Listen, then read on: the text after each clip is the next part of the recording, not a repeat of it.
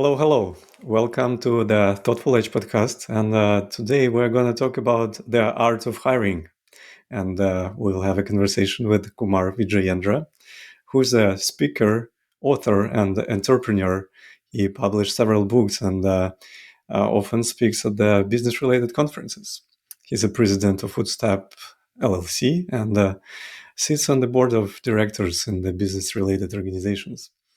We met at the Tech Summit, the conference that was taking place this summer in the San Francisco, and we both were speakers there. And now we are having this energy here on the podcast. And as I mentioned, we're going to talk about hiring. And Kumar, could you please introduce yourself before we dive in? Thank you. Thank you, Dimitro. Thank you for having me, first of all. And of course, yeah, we met at the Tech Summit and we realized after a brief conversation that our passions, what we want to, the way we want to impact matches. So, yeah, off to this partnership and maybe more in future. Right. Yeah. We had an interesting conversation there on the conference as well. Like we both speak about the team's motivation and people involvement and engagement and so on and so forth. And then we realized that everything starts with hiring.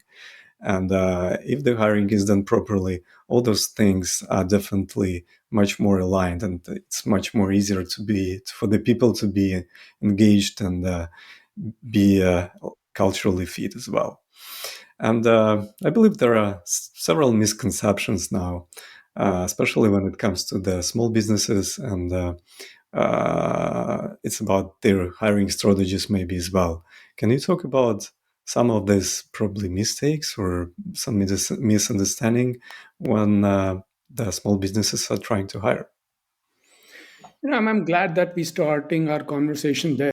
Small businesses have a couple misconceptions. One of the most important is that whatever we've learned, whatever we hear from the HR practices, hiring practices, most of that knowledge and research is geared towards big businesses. It is not geared towards small businesses. When you want to just copy and paste what applies to actually to big businesses to small business, it doesn't work. Just to give an example, if one of the big tech companies of the world, say Amazon, say Tesla, if they put out an application, the moment they put out an application, there'll be, say, 500,000 applicants. But that's not the same luxury which small businesses have. And MySpace is small businesses. So that's one misconception because your ground is different. The playing ground is different. The rules, you want to go ahead and adopt different rules than just trying to copy and paste. Another misconception which I talk about is, there is this in all the hiring HR world, we keep on hearing, it's very important to find the best person. I say, and many people won't like it, that's a fallacy. That's a wrong presumption. Mm, Say again, right. going back to the research for big companies, even big companies, they have all their hiring processes which last 4 months. Despite that, they end up finding people who are not the best fit. Small businesses, when we can't afford that, it's not about the best person. What I propose to small businesses is to focus more on what you can control, which is your processes, your systems, make them robust, and we'll talk about them in more detail, than focus on hope to get the best person. Another thing which I talk about, and this is more of a paradigm shift, is usually business owners want to keep, what I say, I want to use the phrase horse before the cart. When you start a small business, you immediately want to go on Indeed and ZipRecruiter and go ahead and post an advertisement. When the first step is not to post an ad, the first step is to again focus internally, find who you are, who you really want, and who what that person wants, what your potential employee wants, before jumping onto that. So these are a couple misconceptions which are huge paradigm shifts that I invite all Mm. my small business owner clients and friends to go ahead and revisit. Yeah, it's like an version of the funnel. So you first start think about like your potential customers. So you're trying to play in the market, you compete with other companies for the talent and to make the perfect fit possible. you apparently need to think about them, what they want, and uh, who is your potential employees are. And I just wonder how we can gather this information. Do you have any insights on that? Yeah, a couple things which I would say is, as I said, the first thing is a business owner identifying who are the people who would work for the position I'm hiring. Once we have that, we need to chisel that. If I'm already in business, my current employee pool is a good place to start. Who are they? Are they young students? Are they people mid-career in their in their mid-career? Who are the people who are working?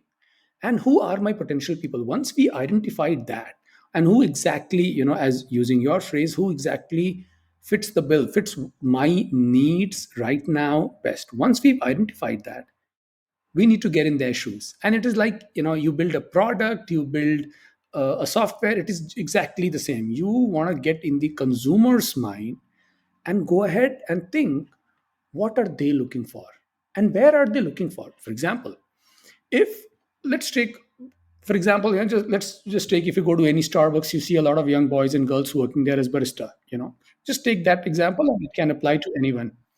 If a local Starbucks is wanting to hire baristas, there the people who are working there are young boys and girls. Now what are they looking for? When they identify that, they see that 70% of them are young boys and girls who are making all the awesome coffee that starts off our days. What are they looking for? Are they looking for a quick summer job?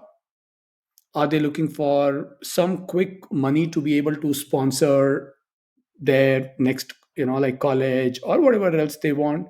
What's their actual requirement? Young people, are they looking for fun? At work, what exactly are they looking for? And then once you've talked to them, maybe you can take a sample of the people who are working there if you already are in business. Then go ahead and tweak. What I recommend people is to tweak your advertisement, tweak your messaging for that. And where are they looking at? So if young people are, so say 10, 20 years ago, a couple of decades ago, people used to be looking at the newspaper for jobs and Right. the unemployment department. Now, I've not come across any of my people who do that. Are they looking at Indeed, or are they looking on Instagram and Facebook? What are they looking at? So, what are they looking for and where are they looking at? The best way to go about it is, if you're in business already, talk to your people. If not, go ahead and talk to a sample of people who would be your potential employees.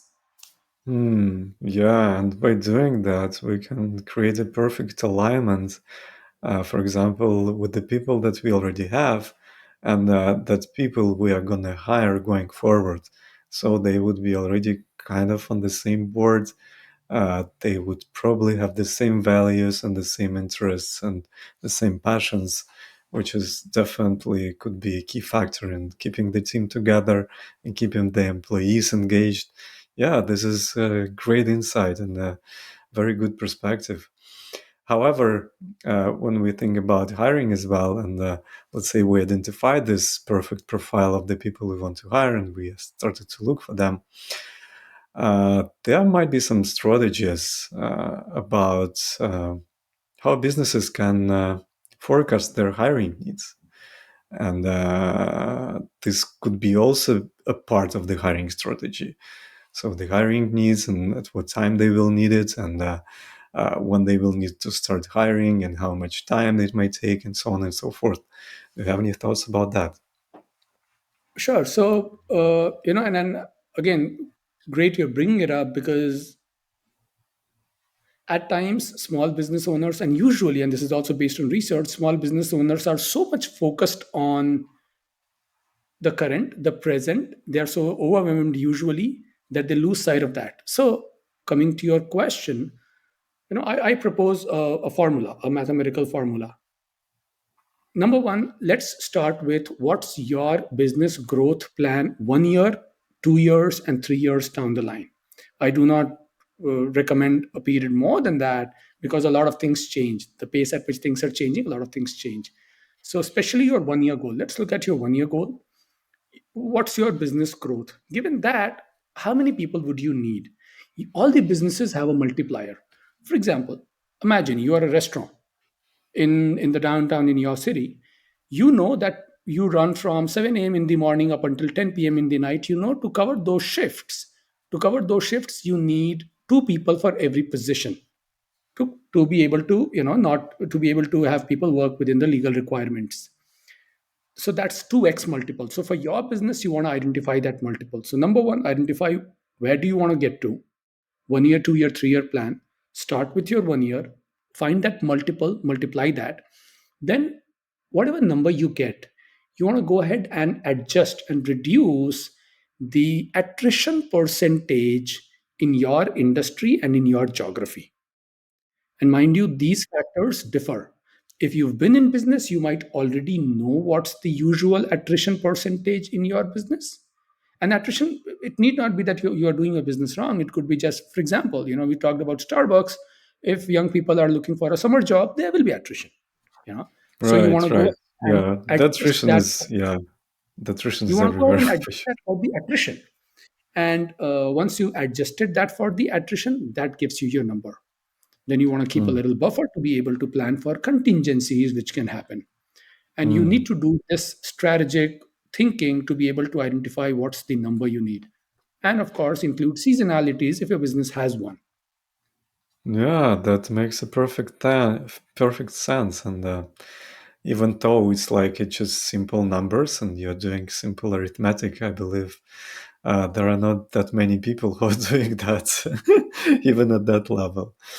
Right? Yes. Uh, yeah, however, I believe you might be aware of like some hints and tricks about how we can optimize the jobs postings itself, how we can make them more user friendly, more customer friendly.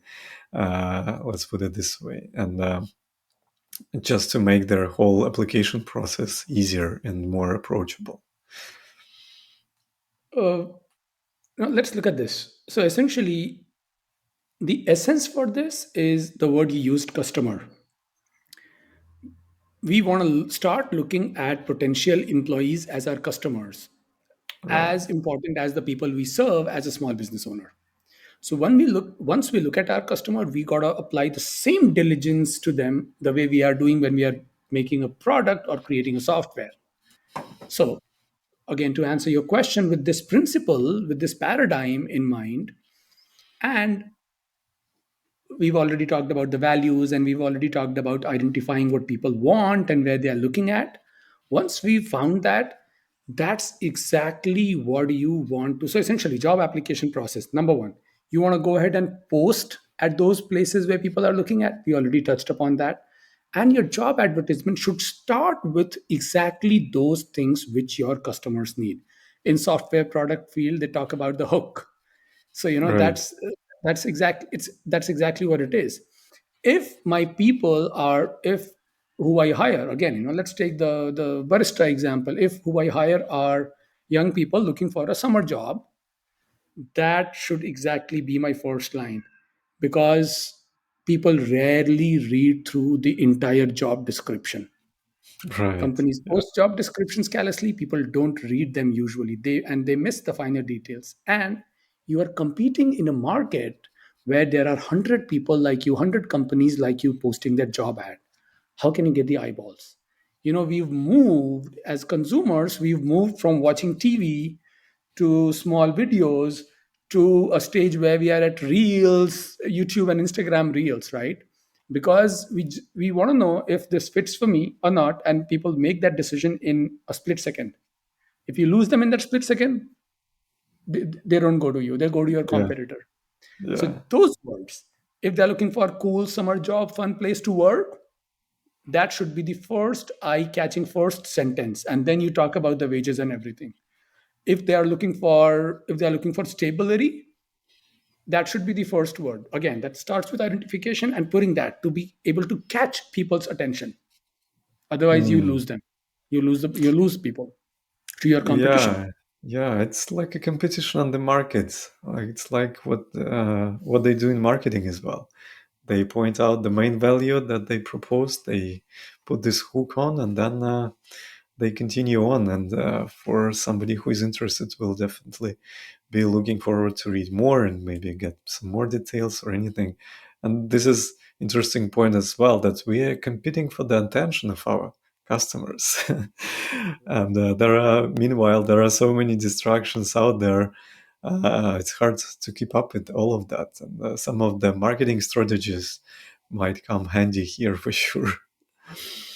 And to continue with that, we talked about application process. That's the hook. The application process, that again needs to be as simple as it is possible. You and I, through our professional experiences, we've realized that there are multiple occasions when companies have you upload their resume and then type in the same details. That doesn't serve any purpose. It Yeah, serves the purpose. that's It definitely serves, insane. Yeah. it serves the purpose for some algorithm, but we need to find a better way. Otherwise, it's a hiccup. Yeah. And the more hoops you create in the process, the higher are the chances people go to your competition, not you. Right. Yeah. Maybe it's a good moment to think about using some of the latest technologies like AI as well, about like parsing the resumes and parsing and gathering information about the candidate, for them to be involved as less as possible during the application process, for them not to manually enter all of those details, maybe for multiple times in different forms in different places. That could be definitely exhausting, and could lead to not that good user experience as we want to. And I can imagine that there could be some local trends or demographic specific that we can also leverage while working on our hiring strategy. Maybe you have any point of view on that as well? Yeah. So again, this builds in what we've been talking about.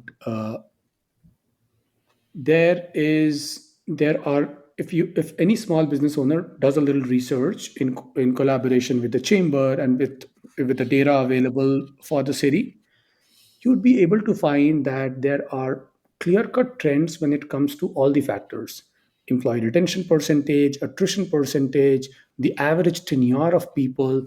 All of these factors, they differ by geography, they differ by industry, and then it comes to your business practices.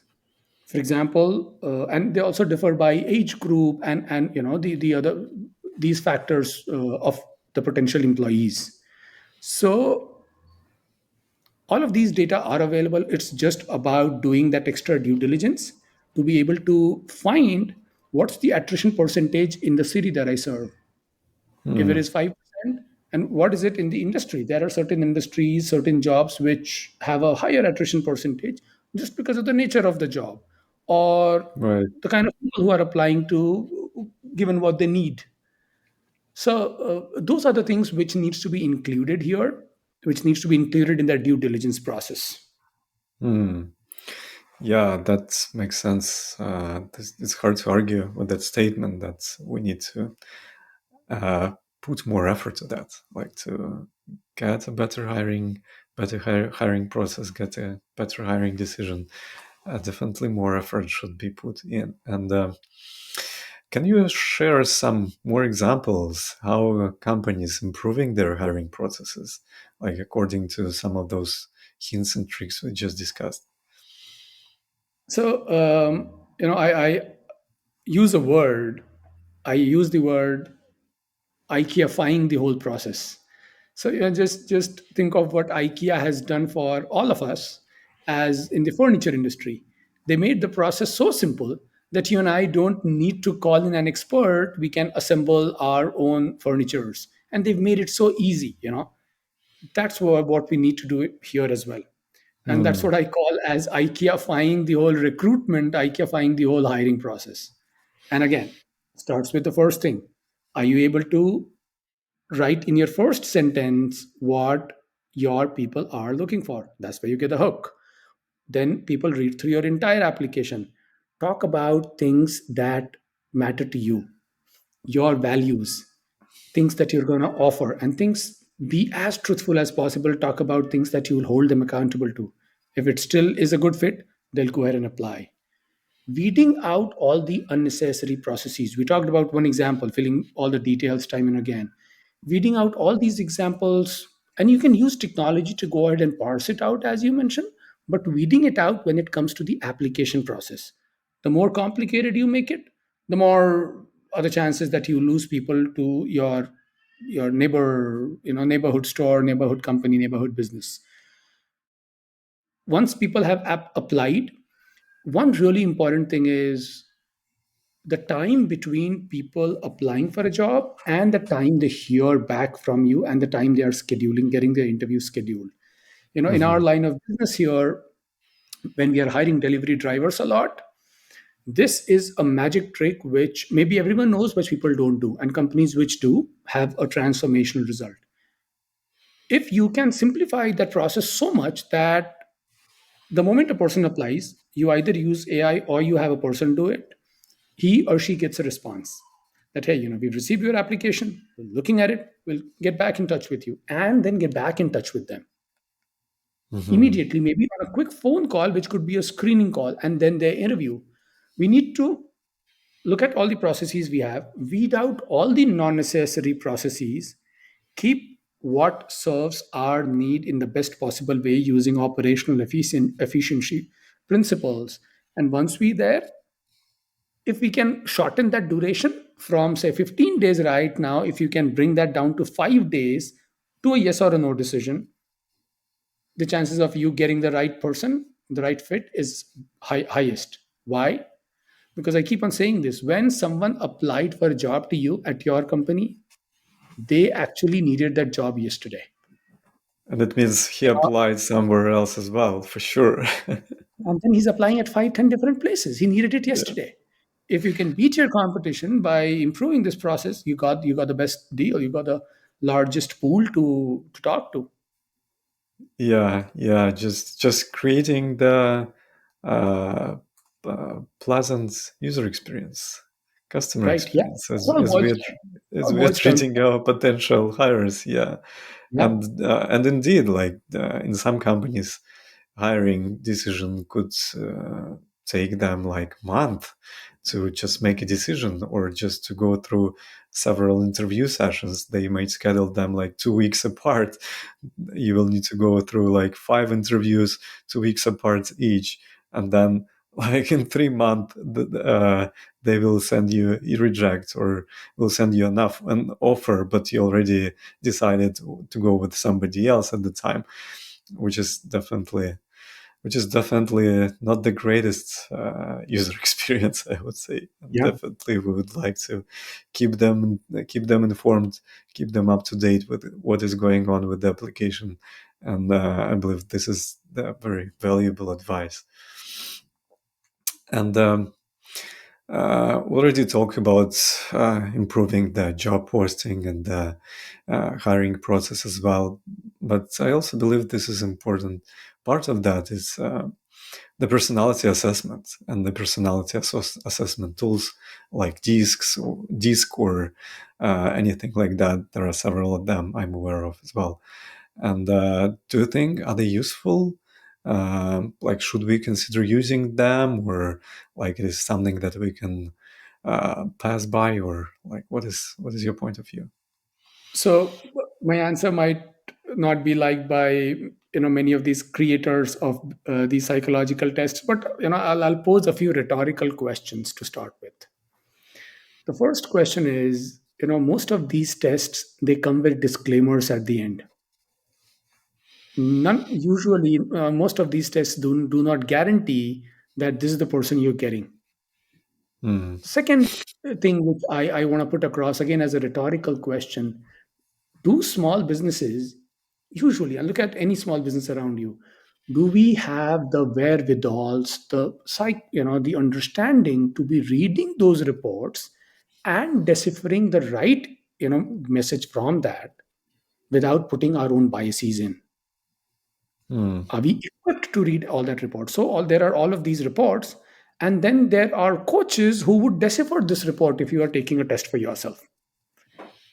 And then with all of these costs, with all of these costs, and then the question comes at the point that where you are in your business, do you want to go ahead and do that? So, are these tests useful? Yes. But then you need to have someone to decipher that report properly, read it properly to make business sense for you. They come up with 10-page report. You cannot have a person go through that 10-page report for every single employee. That's again not very Right. sustainable from a small business perspective. And once you've put in all that cost, do you actually want to put in all that cost? If you answer these rhetorical questions, the answer are do it only when you have the financial wherewithals to send those tests and hire coaches to be able to decipher that so that you're not creating additional biases. What I Hmm. instead recommend is starting with you, like as a business owner, identifying your values. And you could be surprised. I talk to small business owners every single day. You could be surprised how few small business owners have actually sat down to write their company values and to write their vision statement. The numbers are very few. If you've not done that, you exactly do not know what you're looking for. Hmm. Am I Right. just looking for a barista? Am I just looking for a driver? Am I just looking for a saloon person? No. What values, skills? Anyone can go get a degree and get that. But what values are we getting? You can train people in skills, but you cannot train people in values. If my value system differs from yours, both of us are good, but then this is not the right fit. Yeah. So Yeah. focusing on the values more than immediately jumping onto these tests.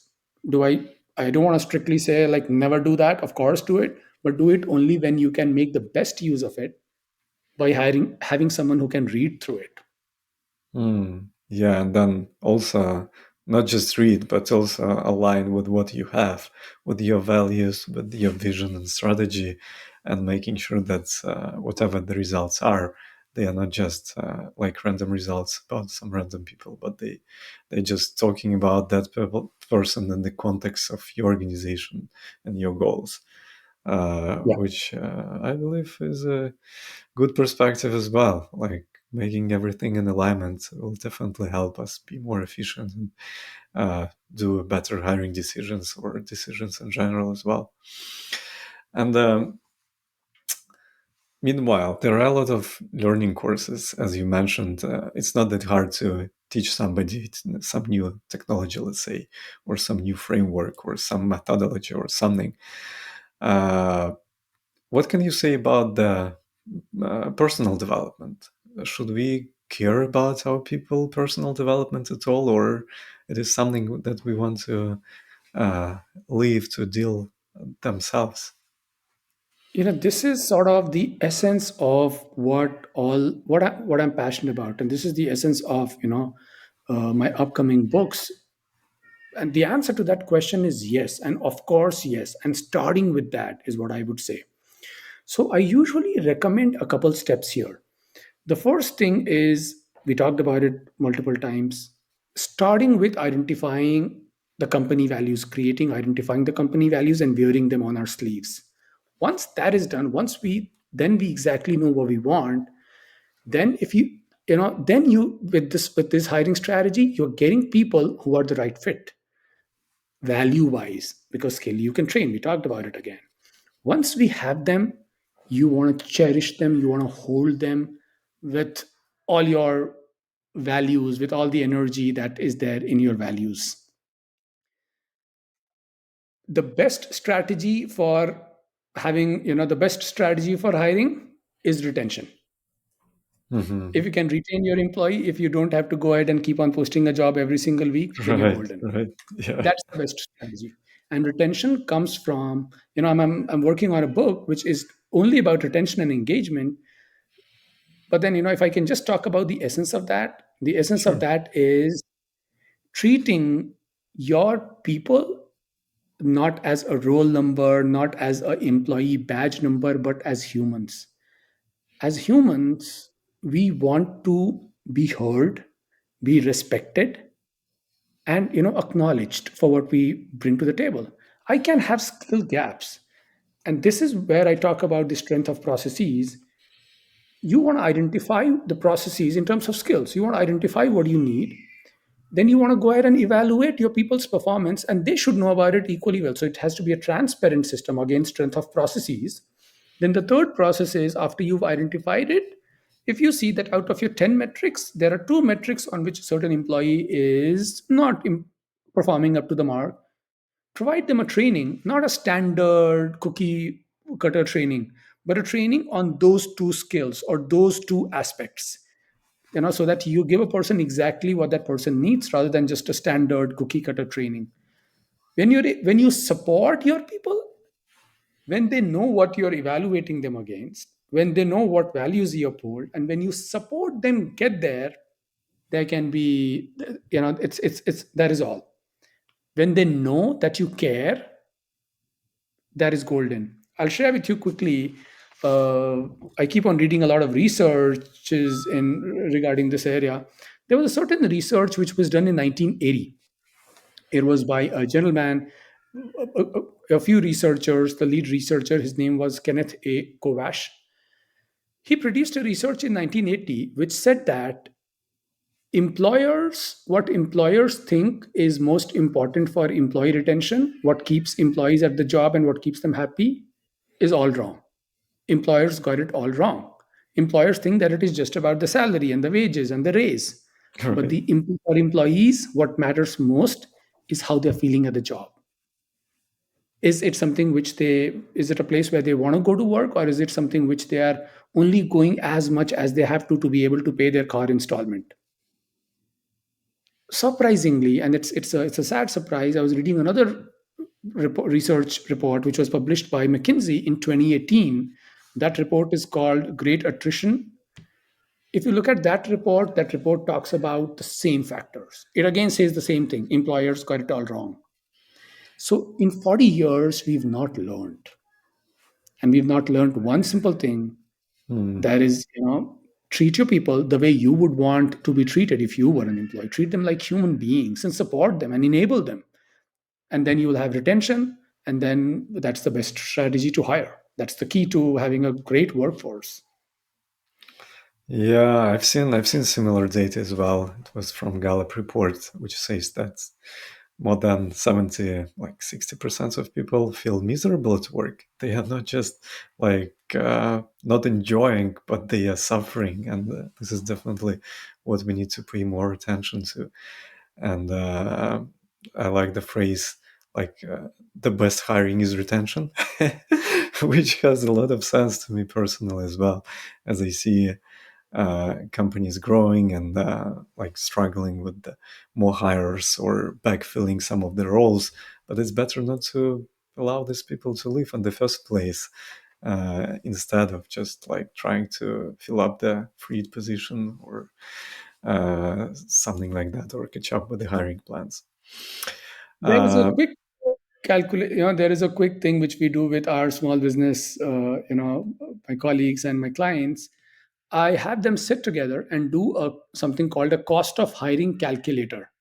And again, businesses have never done that usually. Most of my clients, they have never even thought about that. I tell them, okay, you know what? Go ahead, identify every single new hire. Usually, businesses just look at, oh, I spent X amount of dollars on these job posting platforms. It's not right, that, not right, just but it's not that. you had Yeah. 5 people interviewing you, calculate their man hours.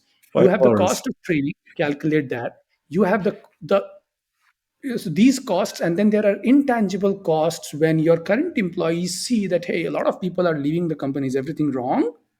They don't put their best. If you add all of those numbers, you'll realize the importance that the best strategy is to keep your workforce and work with them and make them awesome. Amazing. Yeah, I love that perspective. I'm in favor of that kind of attitude towards employees, to treat them like humans, and to make them feel welcomed and acknowledged, and let them feel free to express their opinions, and not to be afraid of being judged or blamed. This is the environment I'm trying to create whenever I go. And Unfortunately, we are at time, and we went through some of the essential questions we wanted to discuss. Is there anything else you wanted to share with the audience before we end the recording? No, in fact, we've covered it all. Just to recap, the most critical thing, it starts with businesses, all of us identifying our primary aim, our own values, and treating even potential employees with the same respect as we do to our customers.